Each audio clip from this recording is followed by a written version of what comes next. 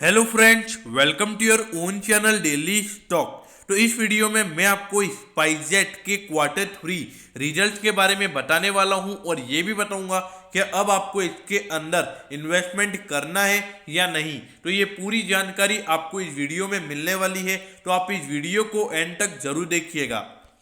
और दोस्तों, अगर आपको रोज इसी तरीके की अपडेट चाहिए तो आप प्लीज़ हमारे चैनल को जरूर सब्सक्राइब कर दीजिएगा, क्योंकि आपको रोज ये सारी अपडेट हमारे चैनल के ऊपर मिलने वाली है। तो चलिए शुरू करते हैं।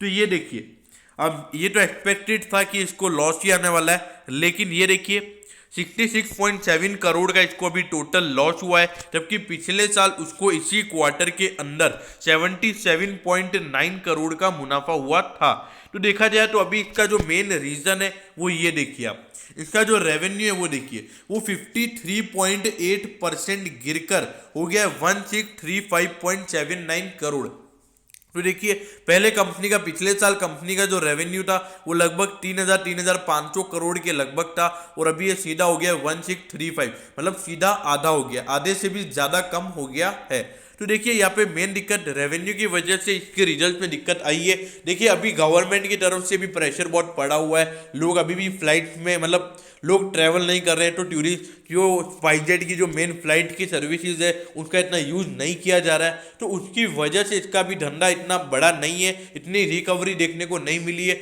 और जो इसका रेवेन्यू है वो बता रहा है कि 53% का धंधा इसका कम हो गया है। तो ये बता रहा है कि अभी तक फ्लाइट में जाना शुरू नहीं हुए हैं, तो इसलिए, और इसकी अभी तक जो जितनी इसकी फ्लाइट पूरे इंडिया में चलती है उतनी अभी पूरी फ्लाइट इसकी चलने भी नहीं लगी है। तो देखा जाए तो रिकवरी अभी तक नजर नहीं आई है। तो यहाँ पर मैं लॉस को देख के ज़्यादा शॉक नहीं हूँ, ऐसा नहीं बोलूँगा कि रिजल्ट बेकार है। देखिए, अभी सिचुएशन ही ऐसी चल रही है, तो ऐसी सिचुएशन में इस रिजल्ट को बेकार नहीं कहा जा सकता। अब ये देखिए, आप देखिए, ऐसा नहीं है कि कंपनी इसी बार घाटे में आई है, कंपनी पहले से घाटे में ही है, और इसका जो प्राइस टू बुक रेशियो है वो देखिए, वो भी नेगेटिव ही है, और ये दोनों नेगेटिव है इसके। अब ये देखिए, दोनों नेगेटिव क्यों है? क्योंकि मेन दिक्कत ये है कि कंपनी के ऊपर कर्जा बहुत है, कंपनी के जो लाइबिलिटीज है कंपनी की वो खासी ज्यादा है। तो कंपनी जितना भी कमाती, जितना भी रेवेन्यू कंपनी को मिलता है, तो उसमें से 60-70% तो वो कर्जा चुकाने में ही चला जाता है। और देखिए, इसका जब मैंने आपको एनालिसिस, डिटेल्ड एनालिसिस वीडियो मैंने इसका बना रखा है, उसमें मैंने आपको बता भी रखा है कि इसका कितना कर्जा है, कितना क्या है, तो वो आप देख सकते हो।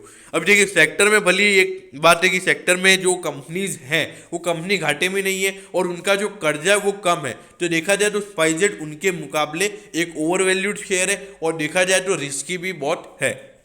अब ये देखिए, आप पिछले 2 साल से लगातार घाटे में ही चल रही थी। 19 में भी इसको घाटा हुआ था, 20 में भी घाटा हुआ था, ऑल्दो इसके रेवेन्यू हर साल बढ़ रहे हैं। लेकिन देखिए, इसके पीछे का कारण ये है कि लगातार इसको 2 साल में घाटा क्यों हुआ है, इसका रीजन है इसका डेट बहुत ज्यादा बढ़ गया है। और इसको डेट क्यों बढ़ा है? देखिए, ये धीरे धीरे अपनी नई नई फ्लाइट लॉन्च कर रहा है, इसको और अपना धंधे को बढ़ाना है। आपको पता होगा कि अभी भी आपको न्यूज आएगी कि 15-20 ये फ्लाइट और नई लॉन्च कर रहा है। तो देखिए, 15-20 फ्लाइट नई लॉन्च करने के लिए पैसा चाहिए होता है, तो वो डायरेक्ट इसको इक्विटी के थ्रू नहीं मिल रहा है, तो उसके लिए इसको कर्जा लेना पड़ेगा, उसके लिए कोई ऑप्शन नहीं है। और यहाँ पर अगर आप इसके रेवेन्यू देखेंगे तो रेवेन्यू हर साल बढ़ रहे हैं। तो एक बार इसकी जो फ्लाइट जिसके लिए इसने कर्जा लिया है, तो जब ये रिकवरी आएगी तो फिर उसके बाद में जब इसकी वो फ्लाइट भी चलने लग जाएगी, तो ये धीरे धीरे इसका कर्जा भी कम हो जाएगा और ये धीरे धीरे प्रॉफिटेबल होता हुआ भी आपको नजर आएगा।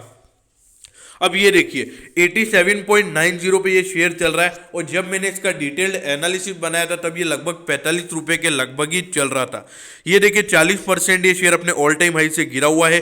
152 रुपीज़ का इसका ऑल टाइम हाई है। अब देखिए, 152 रुपीज़ का तो है ही है, लेकिन देखिए इसका जो रेवेन्यू है वो हर साल बढ़ रहा है। देखिए, कर्जे वाले को आप इग्नोर नहीं कर सकते, जो इसका कर्जा है उसको आप इग्नोर नहीं कर सकते, क्योंकि आप देखिए, फ्यूचर रिटेल हो गया, उसका मेन डूबने का कारण क्या था? कर्जा। और उसके बाद में आप डीएचएफएल को देख लीजिए, डीएचएफएल भी कर्जे की वजह से चुका है, और जितनी भी अनिल अंबानी की जितनी भी कंपनी थी उसका भी एक रीजन था कर्जा। और यहाँ पर एक जो कर्जे वाला फैक्टर है, जो डेट वाला फैक्टर है, वो एक भयंकर स्पाइसजेट पे लहरा रहा है, और उसकी वजह से ये प्रॉफिट में नहीं आ पा रही है। लेकिन देखिए, देखिए इसके अंदर कर्जा लेना बहुत जरूरी है। अगर मैं समझदारी से बात करूं तो इसके अंदर कर्जे लिए बिना काम नहीं हो सकता, क्योंकि आप खुद देखिए एक प्लेन लगभग आता होगा 20-25 करोड़ रुपए का एक प्लेन आता होगा, तो उस प्लेन के लिए पैसा कहाँ से लाएगी कंपनी, तो उसके लिए उसको कर्जा लेना जरूरी है। तो देखिए मेरे ख्याल से अगर इसमें आपको इन्वेस्टमेंट करना है तो कम से कम 10 साल, मैं 5 साल भी नहीं बोल रहा हूँ, कम से कम 10 साल की अगर आपकी होल्डिंग कैपेसिटी हो तो इसके अंदर आप इन्वेस्टमेंट कीजिए। क्योंकि 10 साल तक, मेरे ख्याल से 5-6 साल तक ये धीरे धीरे करके एक अच्छी खासी रिकवरी होगी और उसके बाद ये धीरे धीरे अपना डेट रिकवर करेगी। तो 10 साल के बाद आपको इसमें बम्पर रिटर्न देखने को मिल सकते हैं। तो अगर आपको इसमें इन्वेस्टमेंट करना है तो मेरे ख्याल से कम 10 साल की होल्डिंग कैपेसिटी आपकी होनी चाहिए, तभी आपको इसमें बम्पर रिटर्न मिलेंगे। अगर आपकी कैपेसिटी नहीं है 10 साल तक होल्ड करने की तो मेरे ख्याल से आपको इसमें इन्वेस्टमेंट नहीं करना चाहिए।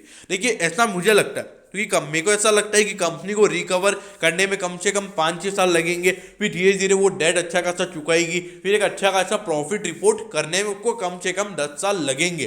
तो इसलिए मेरे ख्याल से 10 साल आपको भी इसको कम से कम होल्ड करने की कैपेसिटी होनी चाहिए। अब देखिए ये मेरा मानना है, क्या मालूम कंपनी जल्दी रिकवर भी कर जाए, मैं गलत भी हो सकता हूँ।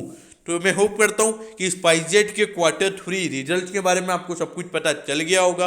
तो दोस्तों अगर आपको कुछ और भी जानना हो तो आप कमेंट सेक्शन में कमेंट कर सकते हैं, मैं ज़रूर आपके कमेंट पर रिप्लाई करूँगा।